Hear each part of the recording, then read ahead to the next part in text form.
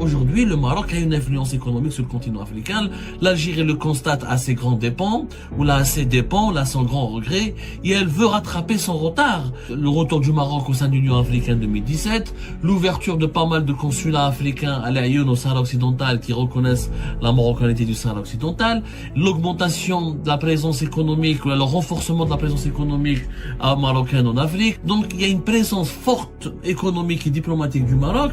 Je fais les derniers projets, le gazoduc Nigeria-Maroc sur lequel le Maroc travaille. Le Maroc qui a proposé une alliance économique et stratégique avec les pays du Sahel qui sont le Burkina Faso, le Mali, le Niger et le Tchad pour construire une nouvelle route maritime. Le Maroc a pris une longueur d'avance parce qu'il a commencé beaucoup plus tôt et parce qu'il a une économie diversifiée. Il a une véritable production industrielle, ce que l'Algérie n'a pas encore. Et le Maroc a une stratégie économique. La différence avec l'Algérie, c'est que le Maroc a une stratégie économique. Je vous les relations que nous avons avec les pays africains sont déséquilibrées. On a que du pétrole et du gaz à offrir. On n'a rien d'autre à offrir. Aujourd'hui, le Maroc a une influence économique sur le continent africain. L'Algérie le constate à ses grands dépens, ou là à ses dépens, là sans grand regret, et elle veut rattraper son retard au niveau de l'influence économique et diplomatique sur le continent africain. Alors, ces dernières années, le retour du Maroc au sein de l'Union africaine 2017, l'ouverture de pas mal de consulats africains à l'Aïoun au Sahara occidental qui reconnaissent la marocanité du Sahara occidental, l'augmentation de la présence économique, le renforcement de la présence économique marocaine en Afrique, les échanges économiques et commerciaux de Marocains qui ont beaucoup été renforcés, qui ont augmenté avec les pays africains. Donc, il y a une présence forte économique et diplomatique du Maroc. Je fais les derniers projets, le gazoduc Nigeria-Maroc sur lequel le Maroc travaille depuis bien avant 2019, mais qui a pris une dimension importante en 2021, en 2022. Le Maroc qui a proposé une alliance économique et stratégique avec les pays du Sahel, qui sont le Burkina Faso, le Mali, le Niger et le Tchad, pour construire une nouvelle route maritime et une nouvelle route commerciale qui par la Mauritanie, mais pour connecter ces pays africains au nouveau port de Dakhla au Sahara occidental, pour leur permettre de ne plus dépendre des ports des autres pays de l'Afrique de l'Ouest, notamment d'Abidjan ou là de Dakar. Alors que les trois pays du Sahel, le Burkina Faso, le Niger et le Mali ont voulu construire une alliance solide, un groupe qui s'appelle l'Alliance des États du Sahel et ils ont quitté officiellement la communauté des pays de l'Afrique de l'Ouest. C'est un processus de séparation d'ailleurs qui va durer une année, entre 2024 et 2025. Donc le Maroc se rapproche de ces pays-là, propose des alliances, les délégations marocaines qui débarquent à plusieurs reprises dans les capitales africaines. Ça a réveillé l'Algérie, ça a provoqué l'Algérie qui a toujours, jusqu'à avant le retour du Maroc au sein de l'Union africaine en 2017, c'était le leader naturel des pays notamment du Sahel, et il avait des relations très stratégiques et très solides avec les pays africains. L'Algérie avait une longueur d'avance importante par rapport au Maroc sur le plan géopolitique dans le continent africain, parce que le Maroc n'était pas présent au sein de l'Union africaine. Les pays qui soutenaient la cause du Sahara occidental étaient beaucoup plus nombreux avant 2017 qu'aujourd'hui. Maintenant, l'équation a totalement changé, les rapports de force ont totalement changé. L'Algérie veut maintenant, elle a accusé du retard, notamment sur le plan économique. Si elle a été bien présente dans la diplomatie sécuritaire, elle a compris que la diplomatie sécuritaire et la diplomatie uniquement sécuritaire et de lutte contre le terrorisme, ça ne suffit pas. Les pays africains ont changé. Ils ne veulent pas parler uniquement de sécurité, de lutte contre le terrorisme. Ils ont besoin de développement économique, ils ont besoin de croissance économique, ils ont besoin de prospérité, ils ont besoin de développer leur économie. Et ça, le Maroc arrive à leur parler de manière beaucoup plus intéressante ce langage économique que l'Algérie. L'Algérie, pour se rattraper, elle a décidé quoi? D'abord, de créer des zones de libre-échange avec ces pays voisins, notamment la Mauritanie, le Niger, le Mali, la Libye.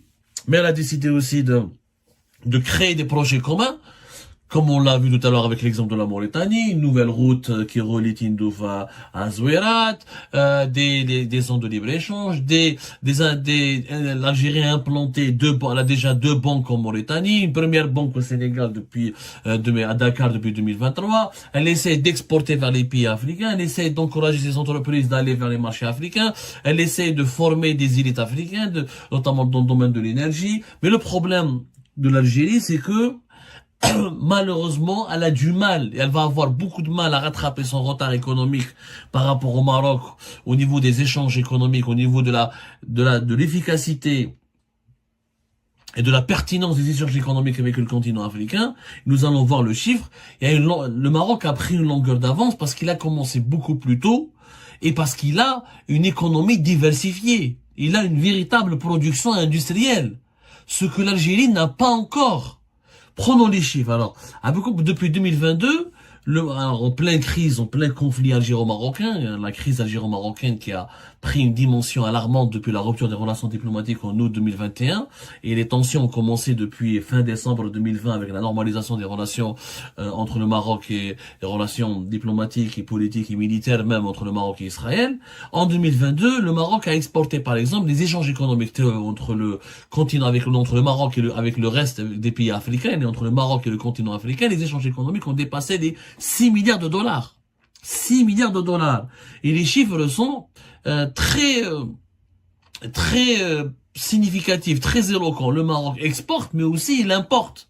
C'est vrai que le Maroc, par exemple, on va prendre au niveau de ses exportations, 25% de ses exportations vers les pays africains, c'est des engrais, 8% c'est des poissons, 8,6% c'est des poissons et des crustacés, 5,9% c'est le sucre brut et raffiné, les poissons frais ou la fumée c'est 5%, les fils électriques et les câbles électriques c'est 4%, et les voitures c'est 3,6%. Donc les exportations marocaines vers le continent africain, vers les autres pays africains sont diversifiées. Des engrais, des poissons, des produits alimentaires, des fils électriques, des voitures.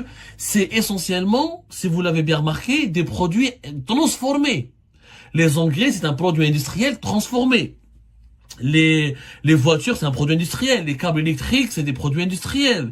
Les conserves et les conserves, etc., c'est des produits transformé. Le sucre raffiné, c'est du produit transformé.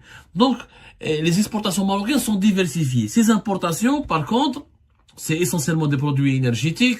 C'est pétrole 25%, le charbon 5%. Le Maroc importe des dattes, c'est 5% de ses importations par rapport au visa depuis des pays africains, et les matières plastiques 4%, et l'huile de soja 4%.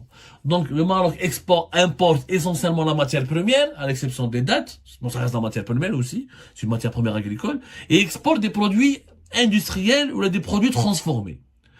Et le Maroc a une stratégie économique. La différence avec l'Algérie, c'est que le Maroc a une stratégie économique.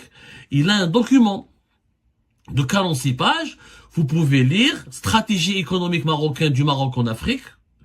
C'est un document officiel réalisé par un organisme officiel, l'Institut marocain d'intelligence stratégique, qui t'explique que le Maroc a une véritable stratégie.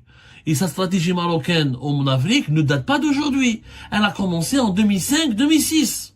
يعني هما ils n'ont pas entendu. يعني احنا في l'Algérie on a beaucoup tardé pour se réveiller. La stratégie marocaine a commencé par les échanges économiques. La stratégie marocaine a commencé par installer des banques. Aujourd'hui, les banques marocaines sont présentes dans au moins 10 pays, dans des pays importants de l'Afrique de l'Ouest. Depuis 2019, depuis même 2017-2019, les banques marocaines ont atteint des parts de marché de 22% au niveau du marché de ouest africain, par exemple. Il y a des pays qui mettent le Burkina Faso, qui mettent le Mali, Togo, Gabon, Côte d'Ivoire, on trouve des banques marocaines qui ont des parts de marché entre le 10 et 20%. Il y a la concurrence, les banques françaises. Donc le Maroc n'a pas commencé depuis aujourd'hui. C'est ça ce qu'il faut savoir. Il a commencé bien avant, où il a identifié des filiales. Le Maroc, et depuis, la stratégie Taouhadi, elle a commencé à être payante. Les chiffres sont les suivants. Par exemple, les exportations marocaines vers le continent africain ont augmenté de 28% en 2021. Ensuite, entre la période 2020 et 2022, les exportations marocaines vers les pays africains ont augmenté de 66%. Et si on remarque, encore une fois, c'est les produits chimiques, les voitures, les produits agroalimentaires transformés et les produits industriels qui dominent les exportations marocaines. C'est pratiquement entre 70% et 83% de la valeur totale des exportations marocaines vers les continents africains. Donc le Maroc a une stratégie. عنده stratégie industrielle, des banques et des exportations diversifiées, il gagne. Les pays africains sont gagnants avec le Maroc parce que lui, il achète aussi. Il achète. Les importations marocaines, par exemple, depuis le continent africain, sont passées de 1,5 milliard de dollars à 2 milliards et demi de dollars durant la période 2020-2022. Donc, il y a, les pays africains ils gagnent quelque chose avec le Maroc. Mais l'Algérie, on a بعاد. D'abord, on a بعاد. Parce qu'on n'a pas, on n'a pas une industrie. On ne produit pas beaucoup, d'ailleurs, on ne produit pas suffisamment pour nos propres besoins nationaux. Et nos exportations hors hydrocarbures, mis à part le pétrole et le gaz, elles sont faibles. Durant par exemple, 9 premiers mois de l'année 2023, les exportations hors hydrocarbures de toutes les exportations hors hydrocarbures de l'Algérie étaient de 3,8 milliards de dollars. En baisse, alors qu'elles étaient de 4,5 milliards de dollars durant les 9 premiers mois de l'année 2022, et par rapport à la même période. Les 79% de nos exportations hors hydrocarbures, c'est des demi-produits qui sont essentiellement les engrais et le ciment. Surtout les engrais. Quand les prix du gaz a baissé, les prix des engrais ont baissé. Donc on exporte hors pétrole essentiellement des engrais et un peu de ciment. Les produits alimentaires, c'est 7,3%. On a un peu d'électricité. Voilà, l'électricité, on a beaucoup exporté d'électricité. Entre le fin septembre 2022 et fin septembre 2023, on a exporté pour 142 millions de dollars d'électricité. Mais les produits alimentaires, par exemple, on a exporté pour uniquement 45 millions de dollars. Donc, là, on n'a pas de quoi exporter. On n'a que le pétrole et le gaz. Sauf que les marchés traditionnels de l'Algérie pour le pétrole et le gaz, ce ne sont pas les pays africains. Ce sont les pays européens. On a des contrats à long terme avec l'Espagne et l'Italie. On a aussi des contrats avec la Turquie et la Grèce. On a aussi des contrats avec la France et le Portugal. Ce sont eux les clients de notre gaz et essentiellement les clients de notre pétrole. Et c'est pour ça que nous n'avons pas beaucoup d'échanges économiques avec les pays africains qui n'ont pas d'argent, beaucoup d'argent pour acheter notre pétrole et notre gaz. Et il y a d'autres fournisseurs qui sont le Nigeria, l'Angola, qui sont beaucoup plus proches de ces pays africains, les autres pays africains qui leur vendent leur pétrole et leur gaz. Maintenant, quand on prend les chiffres de l'Algérie, on prend la période, par exemple, on a pris les chiffres du Maroc, les chiffres de l'Algérie, une période de, on va dire, d'un 2000 jusqu'à 2017. C'est une étude qui a été faite d'ailleurs. Les échanges de l'Algérie, par exemple, l'Afrique ne représente que 3% des importations de l'Algérie, uniquement 4% de ses exportations. Et de la période 2001-2017, c'est la période qui a été prise par une étude qui a été réalisée en Algérie par un important, le CREAD, qui est un centre de recherche universitaire important à Alger. C'est l'Algérie a exporté vers le continent africain en moyenne, les exportations d'Algérie, c'est 1,7 milliard de dollars. Et les importations de l'Algérie depuis les pays africains, c'est 1 milliard de dollars. Et la moyenne annuelle de nos échanges économiques avec le continent africain, c'est 2,7, même pas 3 milliards de dollars. Alors que les échanges économiques du Maroc avec les autres pays africains, c'est plus de 6 milliards de dollars. Donc il y a une grande différence, nous avons un retard. Et le Maroc réalise le double, 2 fois plus d'échanges économiques et commerciaux avec l'Afrique que l'Algérie. Et encore, qui chauffe les échanges économiques les plus importants d'Algérie avec les pays africains, c'est essentiellement les pays de l'Afrique du Nord. Auparavant, c'était la Tunisie, jusqu'à 2021, c'était la Tunisie, le Maroc et l'Égypte. On exportait beaucoup par le Maroc, on leur donnait du gaz, il y avait le gazoduc Maghreb-Europe qui passait, mais depuis la fin du gazoduc Maghreb-Europe en octobre 2021, et depuis la rupture des relations diplomatiques en août 2021, l'Algérie a tourné totalement le dos au Maroc, donc le Maroc n'a pratiquement plus aucun échange, aucune relation économique avec le Maroc. Le pays africain le plus important avec lequel on fait du commerce et on fait de l'économie, et on fait du business plutôt, c'est l'Égypte. L'Égypte, par exemple, pour l'Égypte, mais 99% de nos exportations vers l'Égypte, c'est du pétrole, c'est des hydrocarbures. 99%. ما عندناش une industrie, ما نبيعولهمش حاجة أخرى. Par contre, les importations تاعنا depuis l'Égypte sont plus diversifiées. Les produits industriels, par exemple, 40% des importations de l'Algérie depuis l'Égypte, c'est les préparations alimentaires pour les boissons, c'est le cuivre et les ouvrages en cuivre, c'est les matières pour le plastique et ouvrages en matière plastique. Donc, les relations que nous avons avec les pays africains sont déséquilibrées.